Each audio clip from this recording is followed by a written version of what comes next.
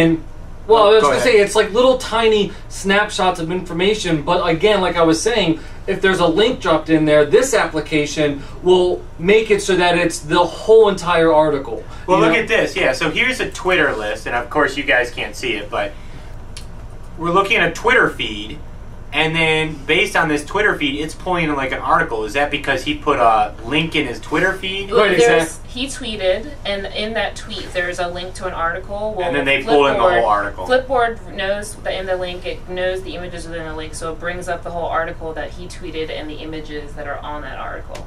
So you're actually, when you pull up the feed, you see the headline of the article, the actual body of the article, and the image. But what happens if I be like, check out this Flash application in my Twitter feed? Well, then you're being silly. Come on, I'm just saying, what if I say, check out this Flash app? You're being... What does Flipboard do to that? Does it actually go and say, oop, danger, can't show this? Right now, what I've seen on at least the iPhone is that it just shows the plugin icon. So there's like a little Lego. So like we're seeing this image here on the right, it's nothing. If that was a rotating Flash image, I think if there was no other content there from the website, because again, this is pulling in from the web. It's not, taking a step. Right. So if there was nothing else there, I mean, sometimes... But does it pull that in as an iframe, or does it actually, like, look for an RSS feed, or does it... No, it's not an iframe, no, because the headline at the top is the guy's name.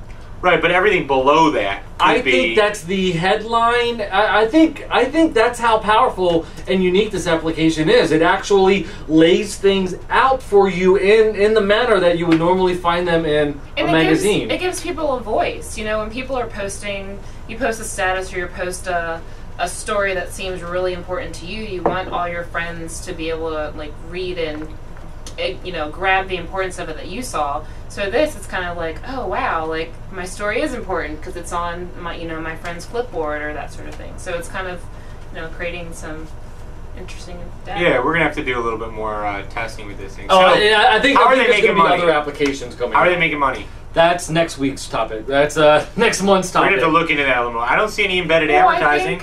There's no embedded advertising. I guess maybe they wouldn't show it in this promo here. But I think with the bringing in the other information, like the Flip style, the Flip food, maybe they paid to be part of that stream constantly. So this would be a perfect gap to just charge $1 or $2 for. I mean, again, how is Twitter making money? Well, they're not profitable yet. You know what I mean? Twitter is still fumbling. Hey, did they end up... So Twitter, just a quick aside here. Twitter obviously has grown substantially, huge user base, so they've been able to capitalize on rounds of funding. But then they came up with the great notion of how they were going to actually make money, and this was promoted tweets. Right. I haven't seen any. No, if you pull up the website, they're on the right-hand side. It'll say something like, TweetDeck. It looks like a dictionary term like TweetDeck. It's pronounced TweetDeck. It's an application that pulls in. That's I look at those, but I don't really pay attention. That's the promoted tweet. That's early bird right there. One candy bird tweeting. No, go to go home. to your home. Yeah. Go to your home.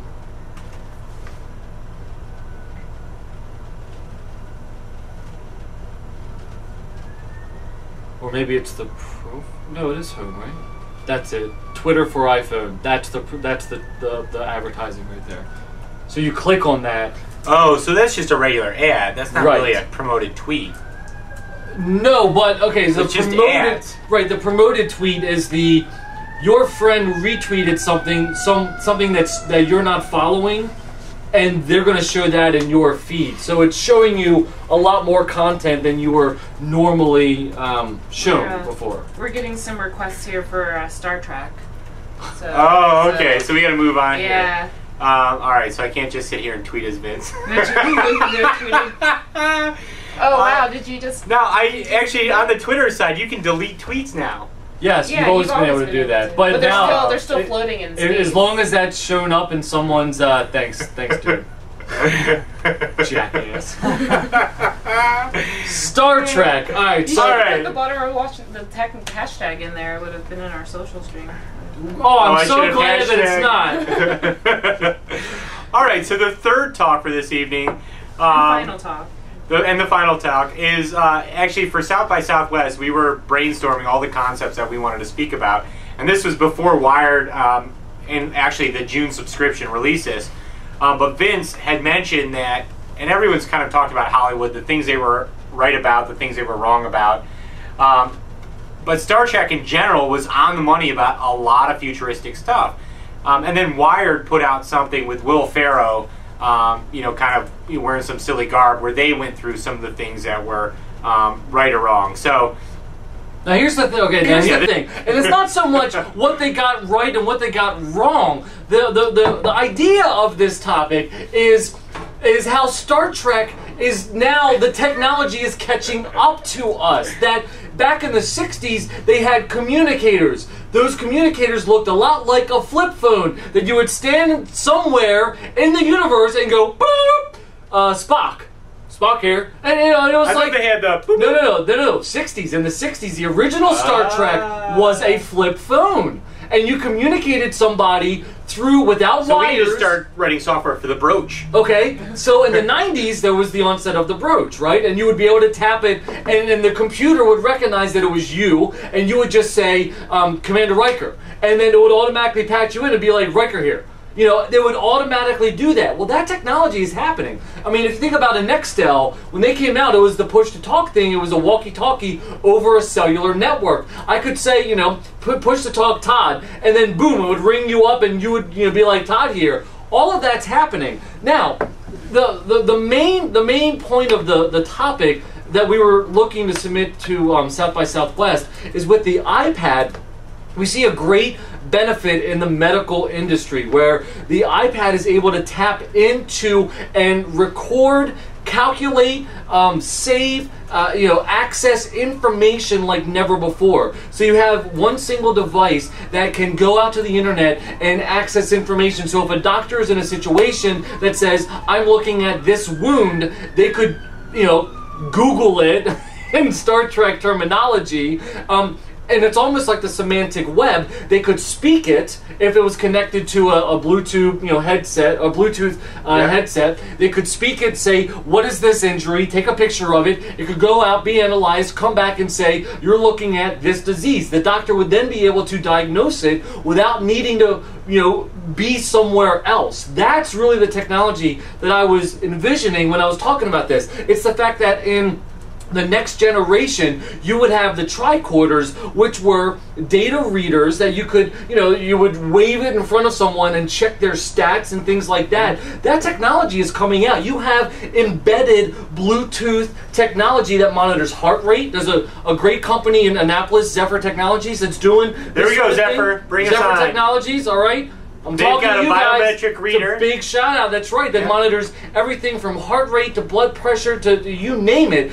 That can be pulled into a device, any kind of device. It can be an iPhone, which we can do, or iPad, which we can do, and all that.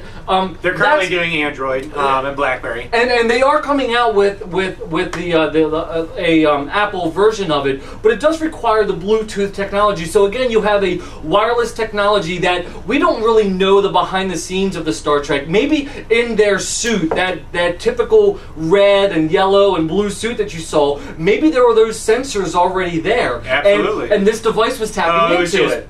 It was hitting the API of the suit. Exactly. So that's kind of the technology where, before that was classified as science fiction. It's not science fiction anymore. Well, even the doors, the automatic doors. Like, remember as a kid being mystified when you walk up or when they walked up and the doors just opened? Walmart, hello. Target, hello. Anywhere, anywhere. You've got the doors that recognize that you're standing there and it opens for you. I suspect they also had auto-flush toilets, but they never showed that. I don't think there was too many bathroom scenes. I can't remember. A buddy of mine would be able to confirm for sure. I don't think you're watching Cut Sale, but if you are, go ahead and text me and let me know. Let us know. Did they have any bathroom? I don't think they went to the bathroom in Star Trek. I don't. Yeah, let's not get into Maybe that. They fix that but problem. like some things that like we kind of have now, but were introduced like the idea from Star Trek, and I think from there scientists have been able to I've been trying to figure out how to achieve it. Photon lasers, like Star Wars. You would see the red laser and the blue laser, and people were shooting lasers back and forth. In that Wired article, they mentioned that, where the ability to send energy in that sort of a format doesn't exist yet, and probably won't for a while. Now, we've had lasers for a long time, but what are lasers being used for? Listening to CDs